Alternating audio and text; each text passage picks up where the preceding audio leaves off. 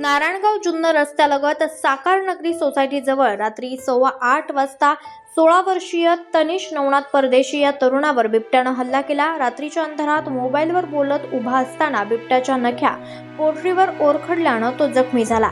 नशीब बलवत्तर म्हणून तो हल्ल्यातून वाचलाय।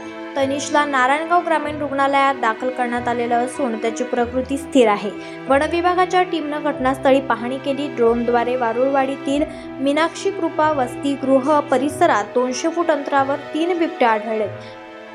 कालच या ठिकाणी 4 पाळीव जनावरांवर बिबट्यानं हल्ला केल्याची घटना ताजी आहे। वन विभागानं परिसरात 8 पिंजरे लावले आहेत। गेल्या काही दिवसांमध्ये जुन्नर तालुक्यात बिबट्यांच्या हल्ल्यांची संख्या वाढली असून शेतकरी आणि ग्रामस्थांमध्ये भीतीचं वातावरण आहे। पूर्वीच्या ओतूर, शेटेवाडी आणि शिवनेरी सारख्या घटनांमुळे वन्यजीव मानव संघर्ष तीव्र झालाय। रात्री मुक्त संचार टाळा आणि बिबट्या आढळल्यास वन विभागाशी संपर्क साधा असं आवाहन करण्यात येत आहे। घटनेची माहिती समजताच आमदार शरददादा सोनवणे, उपसरपंच बाबू पाटे, जालिंदर खैरे, संतोष वाजगे, संतोष पाटे, वनसंरक्षक ज्ञानेश्वर पवार, पोलीस पाटील सुशांत भुजबळ यांनी उपचार घेत असलेल्या परदेशी या युवकाची भेट घेऊन परिस्थितीचा आढावा घेतलाय।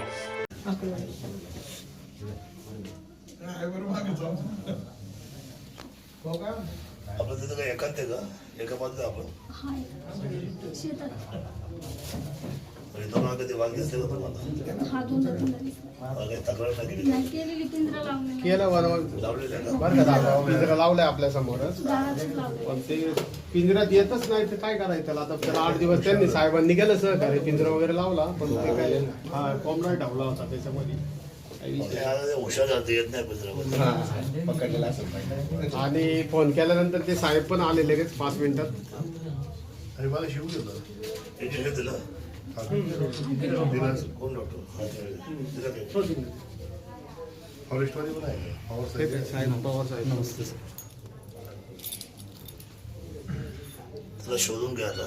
हां काय शेवटीला नाही, त्यांचं कंप्लेंट होती त्यावेळेस आपण पिंजरा लावलेला आहे आणि जस्ट 10 ते 15 फुटावरच पिंजऱ्यापासून तो नाही याला आता समजा रक्त लागले त्याला म्हटलं तर तो जरा थोडंसं दुसऱ्या माणसं अटॅक करणार, त्यामुळं आयडेंटिफाय करणं फार गरजेचं आहे। आता फिल्डिंग लावू लागेल बिल्डिंग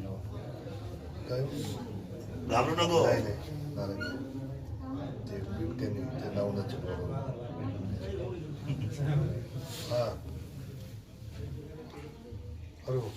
धडक मला पळून गेला का?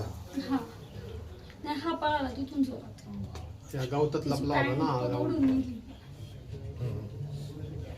मुख्य संपादक आयुब शेख, तेज तुफान न्यूज, नारायणगाव।